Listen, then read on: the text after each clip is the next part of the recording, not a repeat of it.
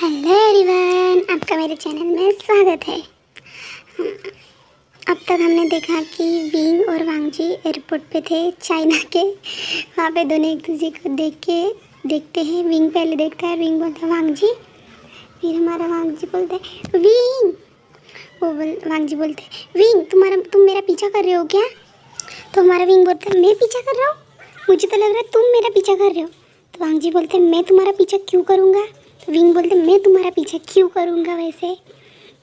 तो विंग को कोई उसको आवाज़ देता है, विंग उसकी तरफ देखता है, जोर से बोल शिजे। तो यानली बोलती है आशियान तुम आ गए, कितने दिनों से मैं तुम्हारा वेट कर रही थी। फिर विंग उन दोनों को देखने लगता है, दोनों को देखने लगता है क्योंकि वो दोनों गले मिल रहे थे। तो वांगजी कुछ अलग ही उसके मन में विचार आता है।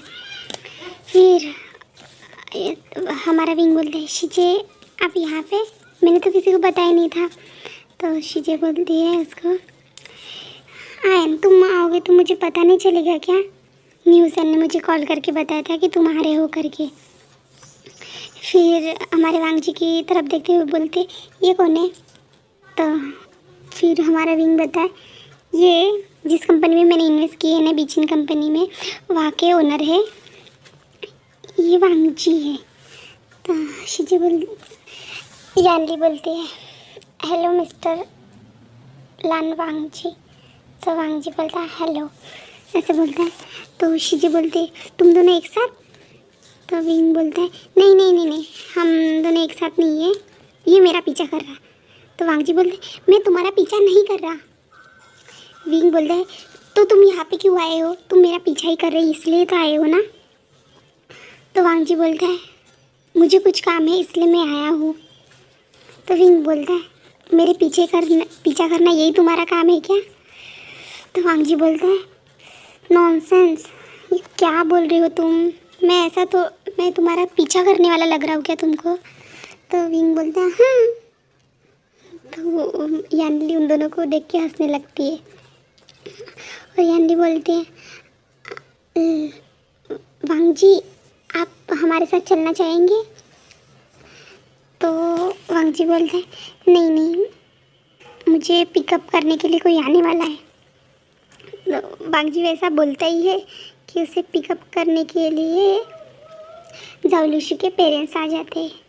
फिर वो बोलते हैं, वो आते हुए बोलते हैं वांगजी तुम्हें इतने दिनों के बाद देख के हमें बहुत खुशी हो रही है। तो वांगजी बोलता है तो वांगजी फिर विंग की तरफ देखता है और विंग को बोलता है मैं अभी जा रहा हूँ।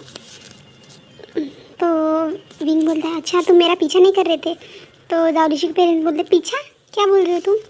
तो विंग बोलता है कुछ नहीं। और विंग और हमारी यानली चली जाती है और वांगजी और जाओलुशी के पेरेंट्स वो सब चले जाते हैं। अब सीधा हमें विंग के घर का सीन दिखाया जाता है, जहाँ पे विंग घर में जैसे ही एंटर करता है तब उसके सामने उसका भाई जैनचैंग आ जाता है और चिल्लाने लगता है विंग तुम मुझे बता के क्यों नहीं गए थे? सब मेरे पीछे काम छोड़ के गए, सिर्फ एक मैसेज किया कि तुम सब कुछ संभाल लो। ऐसे कोई करता है क्या? मेरे ऊपर इतनी बड़ी मुसीबत छोड़ के गए थे तुम, और इतने दिनों के बाद आ रहे हो। तुमने मुझे पूरी मुसीबत में ही डाल दिया था, तुमको पता है ना पापा कैसे करते हैं। तो फिर तो विंग बोलता हाँ अंकल ने क्या किया फिर? तो हमारा जंग बोलता है कि तुम इतने सॉफ्टली मेरे से क्यों बात कर रहे, तुमको पता है ना? तो विंग बोलता है मुझे कुछ पता नहीं है। तो विंग के पीछे फिर हमारा जंग दौड़ने लगता है और बोलता है विंग आज के बाद तुम यहाँ से कहीं गायब हुए ना तो मैं तुमको मार ही डालूंगा। तुम गायब हो जाते हो और मेरे पीछे इतनी सारी मुसीबतें छोड़ के चले जाते हो। विंग भागो मत, अभी रुको, मुझे तुमसे बात करनी है। विंग बोलता है नहीं मुझे अभी बात नहीं करनी है, तुम जाओ मेरा पीछा मत करो। ऐसे बोल के अपने रूम में चला जाता है। फिर जंग के फादर आ जाते हैं बाहर और बोलते ये दोनों कभी सुधरेंगे ही नहीं, अभी बच्चे नहीं रहे फिर भी इतने बड़े हो गए हैं फिर भी ये दोनों कभी सुधरेंगे ही नहीं, ऐसे बोलता है। फिर जानवी बोलती है हाँ तो ठीक है पापा, मुझे जाना है, ऐसे बोलती है। तो हमारे अंकल यानी जानवी के फादर बोलते हैं हाँ ठीक है तुम चले जाओ, जिनलिंग घर पे होगा अकेला। नहीं नहीं नहीं, जानवी बोलती है जिनलिंग घर पे अकेला नहीं है, उसके फादर भी उसके साथ ही है। तो ठीक है बोलते हैं और वो चली जाती है। फिर हमें वांगजी की तरफ का सीन दिखाया जाता है। वांगजी जैसे ही एयरपोर्ट से कार में बैठता है तो वो बोलने लगता है जाओलुशी कहाँ पे। तो जाओलुशी के फादर थोड़ा डर जाते हैं और बोलते वो है ना, वो अभी बाहर गई है, तो जाओलुशी मुझे पिकअप करने के लिए क्यों नहीं आई। तो उसके फादर बोलते हैं हाँ आने वाली थी, वो तुमको पता है ना लड़की लोगों को पार्लर जाना पड़ता है, ऐसा थोड़ा रेडी वगैरह होना पड़ता है इसलिए। तो वांगजी बोलता है मुझे सब कुछ पता है कि जाओलुशी गायब है करके, आप मुझे सीधी तरह से बता दीजिए अंकल। तो उसके जाओलुशी के पेरेंट्स बोलते हैं रोते हुए बोलते हैं हाँ जाओलुशी 1 महीने से दिख ही नहीं रही, हम लोगों ने बहुत ढूंढने की कोशिश की तो वो फिर भी हमें मिली ही नहीं अभी तक। तो वांगजी बोलता है अच्छा उसके पास कौन से डॉक्यूमेंट थे। मुझे अंकल से पता चला कि उसके पास कोई इंपॉर्टेंट डॉक्यूमेंट थे जो आपकी कंपनी में कंपनी के लिए बहुत ज़्यादा इम्पोर्टेंट थे। तो फिर उसके फादर बोलते हैं कि वो शियांग ने मेरी सिग्नेचर ले ली थी, उसकी वजह से मुझे वो कंपनी को छोड़ना पड़ रहा था। तो मेरी बेटी ने सारे डॉक्यूमेंट जमा किए कि वो सिग्नेचर मेरे हाथ से गलती से लेने की कोशिश की गई, क्योंकि उसने मेरे सामने बहुत सारे डॉक्यूमेंट लाए थे जहाँ पे मुझे सिग्नेचर करनी थी।